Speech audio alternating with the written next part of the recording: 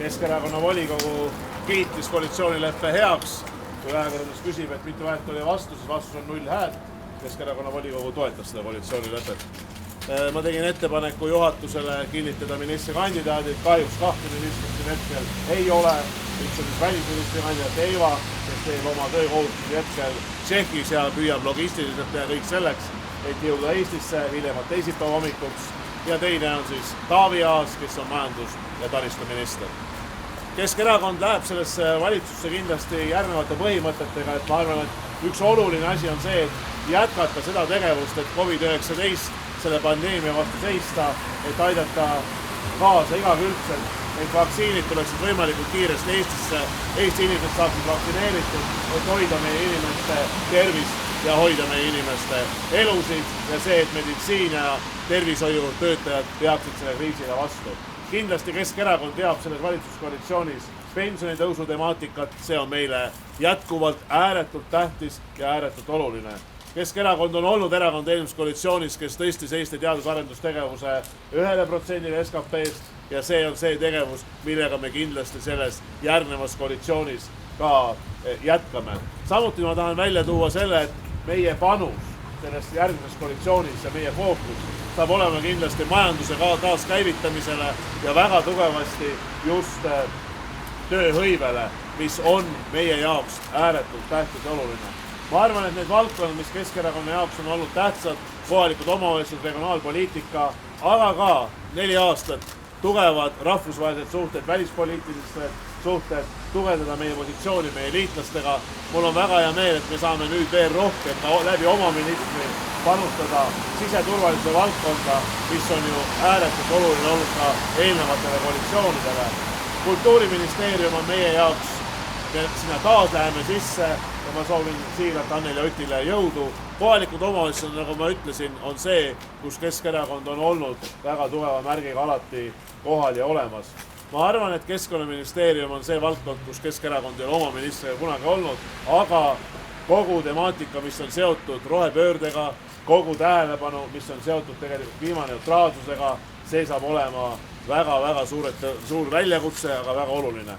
Nii et sellega ma omalt poolt lõpetan. Ma tänan ajakirjandust ja kõik intervjuud nüüd ministritega on olemas. Ma tahan öelda ka siin teie ees väga suur tänu meie delegatsiooni juhile Mailis Repsile, kes tegelikult on väga keerulises olukorras, mis erakonnal oli, toonud erakonna siia, kus ta täna on ja me saame siit edasi minna. Aitäh teile!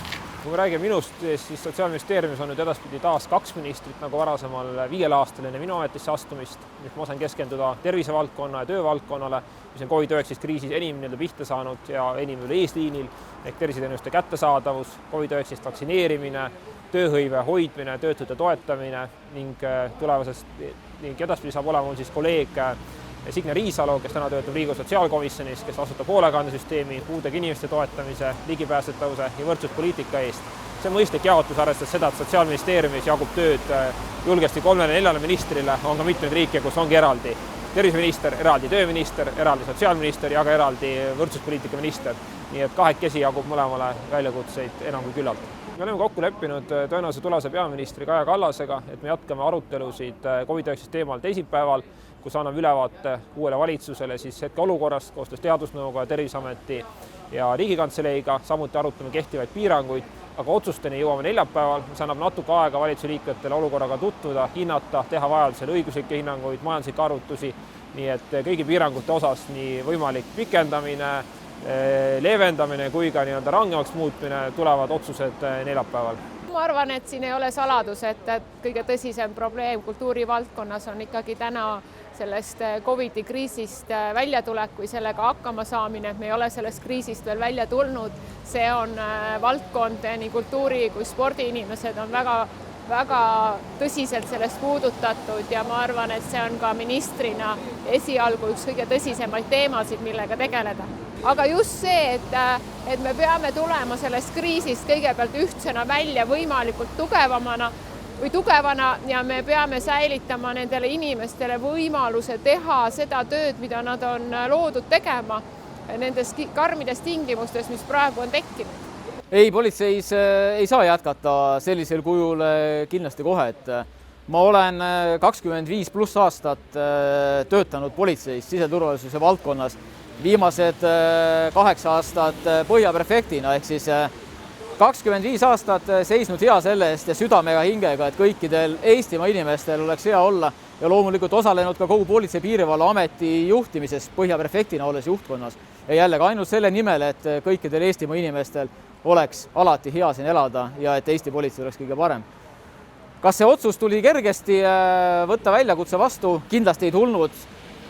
Väga palju minu sisemist arutelu oli selles teemas, et Keskerakond on hetkel korruptsiooni uurimise all, minul politseiametnikuna.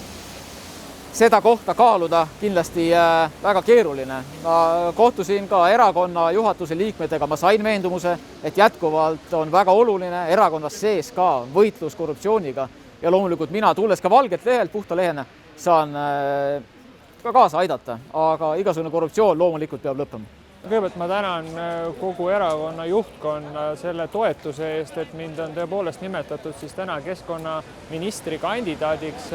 Ma saan aru, et see vastutusvaldkond, see teema on tegelikult kõigile Eestimaa inimestele väga oluline. Ma pean väga oluliseks, et keskkonna puhul me räägiksime teadmispõhistest lähenemistest, me räägiksime lähenemistest, kus me oleme tõepoolest kaasanud kõiki erinevaid huvigruppe. Me saame aru sellest, et keskkond ja Keskkonnaministeeriumi järgnevate aastate plaanid on väga ambitsioonikad. Me räägime kliimaneutraalsusest, me räägime rohepöördest, me räägime taastuvenergiast, me räägime metsandusest. Neid teemasid on kindlasti palju ja enamik neist on ka koalitsioonileppes päris ambitsioonikalt kajastatud. Ma kindlasti pean oluliseks nende teemadega tugevalt tegeleda, leida ühisosa ja mis kõige tähtsam, ma arvan, et me kõiki inimestena rohkem hoiaksime ja väärtustaksime Eestimaa loodust, sest see on meil ainus ja üks. Ma kindlasti näen järgneva väljakutsena ja olulise kohana just nimelt metsandust.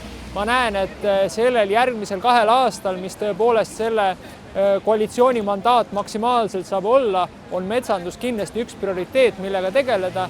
Nii et väljakutseid on erinevaid, prioriteete palju, aga oluline on leida siin tasakaalukoht. See oleneb väga palju sellest, mida valitsuskoalitsioon tahab teha ühes või teises valdkonnas ja riigihalduse ministri portfell ei ole ainult kohalikud omavalitsused ja regionaalpoliitika, mis on ka tegelikult koalitsioonilepingusse kirjutatud sisse. Me soovime aidata piirkondades ettevõtluse arengut, töökohtade loomist. Ida-Virumaal on eraldi õiglase ülemineku fond, et ka selles valdkonnas on palju tegemist, aga riigihalduse ministri portfellis on erinevad planeeringud, riigihanked, riigivara ja riigireform. Me otsustasime, et ka riigireformi tegevustega läheme edasi. Et see on väga põnev valdkond ja ma loodan anda oma parima.